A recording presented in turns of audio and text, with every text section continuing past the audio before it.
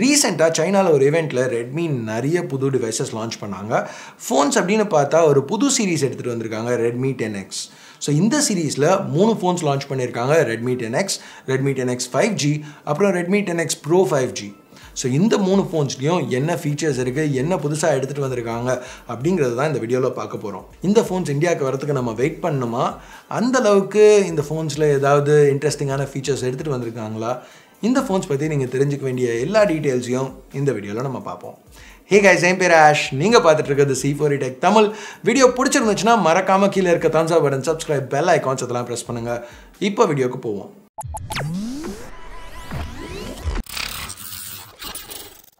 Video ஆரம்பிக்கிறதுக்கு முன்னாடி ஒரு சின்ன இன்ஃபர்மேஷன். ரீசெண்டாக C4E Tech தமிழ் சேனலில் 9 லட்சம் சப்ஸ்கிரைபர்ஸ் தாண்டி இருக்கோம். ஸோ உங்கள் எல்லாரோட சப்போர்ட்டுக்கும் ரொம்ப பெரிய நன்றி, தேங்க்யூ. உங்கள் சப்போர்ட் இல்லாமல் இந்த பாயிண்ட்க்கு வந்திருக்க முடியாது. ஸோ எல்லாருக்குமே ஒரு பெரிய நன்றி. ஓகே, இப்போ நம்ம Redmi 10Xக்கு வருவோம். முதல்ல Redmi 10X 5G, Redmi 10X Pro 5Gலேருந்து ஆரம்பிக்கலாம். ஏன்னா இந்த 2 ஃபோன்ஸும் இன்னும் கொஞ்சம் இன்ட்ரெஸ்டிங்கான ஆப்ஷன் ரெகுலர் Redmi 10Xோட.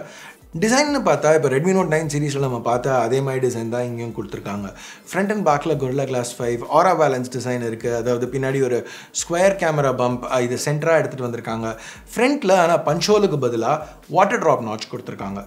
ஆனால் அது ஒரு டவுன்கிரேட் மாதிரி தெரிஞ்சாலும் இங்கே ஸ்க்ரீனை AMOLED-ஆக மாற்றிருக்காங்க. So S, Redmi 10X 5G சீரீஸில் ஒரு AMOLED பேனல் இந்த பட்ஜெட் சீரீஸில் இது வந்து 6.57 inch panel full HD plus ரெசல்யூஷனோட. Touch sampling rate 180 Hz, refresh rate இன்னும் 60 Hz தான். ஆனாலும் இப்போ ஒரு பட்ஜெட் ரெட்மி ஃபோனில் AMOLED பேனல் எடுத்துகிட்டு வந்திருக்கிறது, அதுவும் HDR10+ சப்போர்ட் உள்ள AMOLED பேனல் எடுத்துகிட்டு வந்திருக்கிறது ரொம்பவே ஒரு மேஜர் இம்ப்ரூவ்மெண்ட்னு சொல்லலாம். இப்போது அது மட்டும் கிடையாது, உள்ள சிப்பும் கொஞ்சம் நல்லா கொடுத்துருக்காங்க. மீடியாடெக்கோட Dimensity 820. இந்த மீடியாடெக் Dimensity சிப்ஸ் பற்றி நம்ம ஏற்கனவே பார்த்துருக்கோம். இந்த வருஷம் கொஞ்ச நாள் முன்னாடி லான்ச் ஆச்சு. இங்கே உள்ள ஹைலைட் என்னென்னா டியூவல் 5G சப்போர்ட், அப்புறம் ஃப்ளாக்ஷிப் லெவல் CPU பெர்ஃபார்மன்ஸ் இருக்குது அப்படின்னு சொல்கிறாங்க. இப்போ Dimensity 820யோட ஸ்கோர்ஸ் பார்த்தா 4 லட்சத்துக்கு மேலே இருக்குது ANTUTUல. ஸோ இப்போ போன வருஷத்தில் வந்த Snapdragon 855 கிட்டத்தட்ட அதே ரேஞ்சில் தான் ஸ்கோர் பண்ணிச்சு. மிட் ரேஞ்ச் Snapdragon 765Gயோட இது ரொம்பவே அதிகமான ஸ்கோர். பட் ஆனாலும் இது வந்து பெஞ்ச்மார்க் ஸ்கோர்ஸ் தான். ரியல் லைஃப்பில் இது இந்த அளவுக்கு நல்லா பெர்ஃபார்ம் பண்ணுமா அப்படிங்கிறது ஃபோன் கையில் கிடச்சி நம்ம டெஸ்ட் பண்ணதுக்கப்புறம் தான் சொல்ல முடியும்.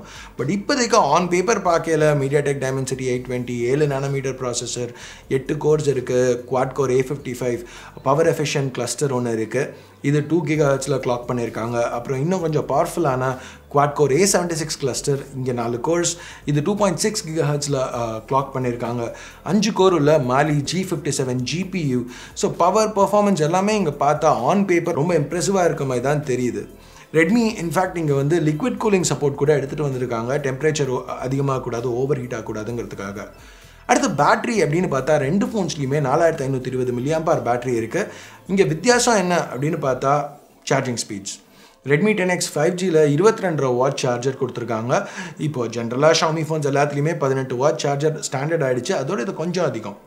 Redmi 10X Pro 5Gயில் 33 watt fast charger எடுத்துகிட்டு வந்திருக்காங்க. இது நம்ம ஏற்கனவே Redmi Note 9 Pro Maxல பார்த்தது தான். ஸோ அந்த 7 nm ப்ராசஸர், MIUI 12, இந்த மாதிரி ஃபாஸ்ட் சார்ஜிங், 4520 mAh பேட்டரி, இதெல்லாம் சேர்த்து பார்க்கல பேட்டரி லைஃப், பேட்டரி சிச்சுவேஷனே இங்கே கொஞ்சம் நல்லா இருக்கும் தான் எதிர்பார்க்குறோம். மற்றபடி மிச்ச சச்சோன்னு பார்த்தா IR blaster, 3.5 mm headphone jack, இது ரெண்டுமே ரீடைன் பண்ணியிருக்காங்க. இங்கே ஒரு நானோ கோட்டிங் இருக்குது, அதனால் IP53 சர்டிஃபிகேஷன் இருக்குது. NFC சப்போர்ட் 10X Pro 5Gயில் இருக்குது. அது போக ரெட்மி அவங்களோட ஸ்பீக்கர் செட்டப்பையும் இம்ப்ரூவ் பண்ணியிருக்காங்க. ஹைரஸ் ஆடியோ சர்டிஃபிகேஷன் எடுத்துகிட்டு வந்திருக்காங்க. அப்புறம் Redmi Note 9 Proவில் பார்த்தோம்ல அந்த லீனியர் வைப்ரேஷன் மோட்டர், அதுவும் இங்கே திருப்பி எடுத்துகிட்டு வந்திருக்காங்க.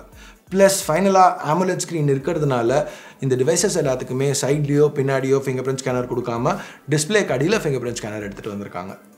ஓகே, கேமராஸ் அப்படின்னு பார்த்தா இந்த 2 டிவைஸ்க்கும் Redmi 10X 5Gக்கும் Redmi 10X Pro 5Gக்கும் சில வித்தியாசங்கள் இருக்குது. ப்ரைமரி, செகண்டரி சென்சர் ரெண்டுமே ஒன்று தான். 48 மெகாபிக்சல் ப்ரைமரி கேமரா. இது OmniVisionோட OV48C சென்சர் அப்படின்னு நினைக்கிறோம். இந்த பாயிண்டில் அந்த மாதிரி தான் தெரியுது. சைனீஸ்லேருந்து டிரான்ஸ்லேட் பண்ணையில் சில விஷயங்கள் கிளியராக இல்லை. சோனி, சாம்சங் சென்சர் இங்கே யூஸ் பண்ண மாதிரி தெரியல. இந்த OmniVision சென்சர் ஒரு புது சென்சர். ஸோ ரெட்மி இதை எப்படி இம்ப்ளிமெண்ட் பண்ணியிருக்காங்க அப்படிங்கிறது கண்டிப்பாக செக் பண்ண வேண்டிய ஒரு விஷயம். வெப்சைட்டில் இங்கே நிறையவே long exposure shots, light trails, அந்த மூவிங் வெஹிக்கிள்ஸ்லேருந்து மூவிங் கிளவுட்ஸ், ஸ்டார் ட்ரெயில்ஸ், பெயிண்டிங்கில் லைட் ஸ்ட்ரீக்கோட, இந்த மாதிரி நிறைய ஆப்ஷன். அது போக அந்த ஸ்டார்ஸ் கிளாஸை வச்சு ஒரு காம்போசிட் இமேஜ் இந்த மாதிரி நிறைய டீஸ் பண்ணுறாங்க. அது போக கொஞ்சம் ஸ்பெஷல் எஃபெக்ட் ஃபில்டர்ஸும் இருக்குது. இங்கே அந்த சைபர் பங்க் லுக் ரொம்பவே நல்லா இருந்துச்சு.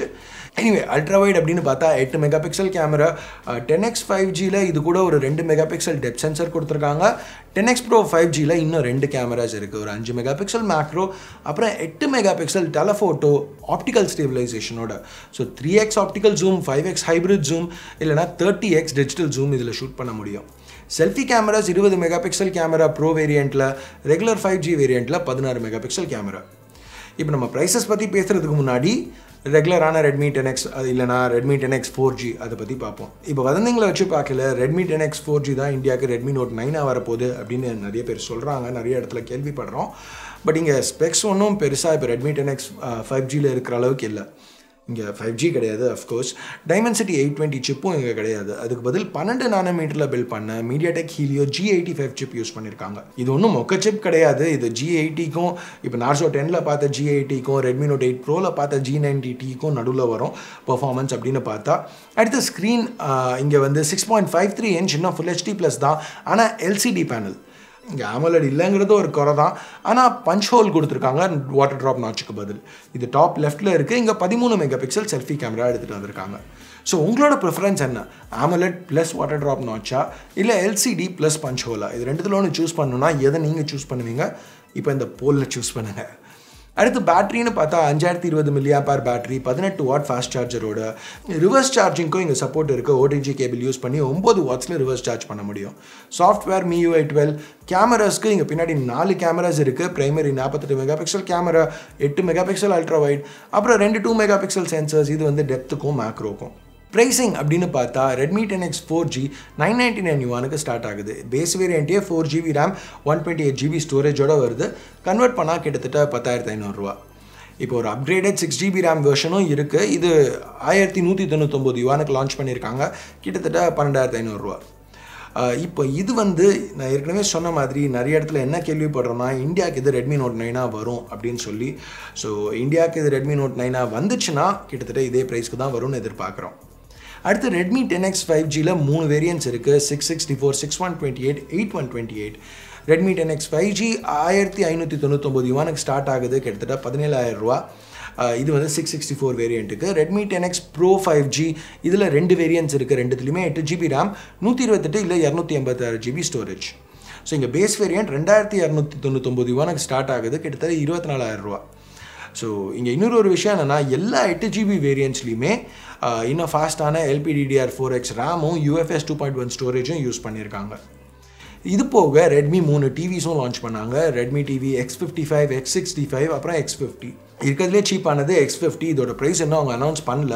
பட் X55 2299 yuan லான்ச் பண்ணியிருக்காங்க. இன்ட்ரடக்டரி ப்ரைஸ் 1299 yuan, கிட்டத்தட்ட 17,500 ரூபா. ஸோ 17,500 ரூபாய்க்கு 55 இன்ச் டிவி, 4K பேனலோட, 4 ஸ்பீக்கர்ஸோட, 12 வாட் ஒரு ஸ்பீக்கரோட ரேட்டிங்கும். ஸோ இது வந்து ரொம்பவே ஒரு அட்ராக்டிவான ஆப்ஷன். இது போக ரெட்மி அவங்களோட Redmibook 16 இங்கே லான்ச் பண்ணாங்க.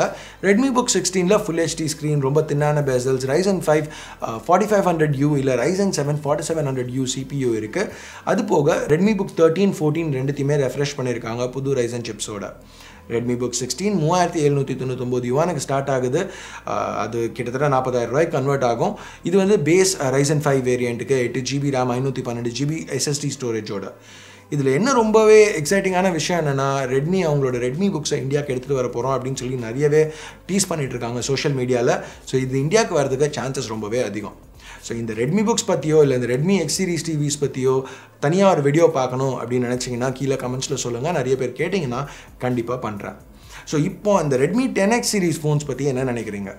பர்சனலாக அந்த Redmi 10X 5G இந்தியாவுக்கு ஒரு புது போகோ ஃபோனாக எடுத்துகிட்டு வந்தாங்கன்னா இல்லைனா ரெட்மி ஃபோனாகவே எடுத்துகிட்டு வந்தாங்கன்னா கூட ரொம்ப நல்லாயிருக்கும்னு நான் நினைக்கிறேன். பட் அது என்னோட கருத்து. உங்கள் கருத்து என்ன?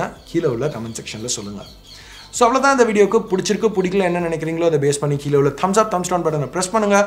சப்ஸ்கிரைப் பண்ணலன்னா சப்ஸ்கிரைப் பட்டன் ஏற்கனவே சப்ஸ்கிரைப் பண்ணியிருந்தீங்கன்னா பக்கத்தில் உள்ள பெல் ஐக்கான் அதையும் ப்ரெஸ் பண்ணுங்கள். அப்போ தான் நான் போடுற வீடியோஸை நீங்கள் மிஸ் பண்ணாமல் பார்க்க முடியும்.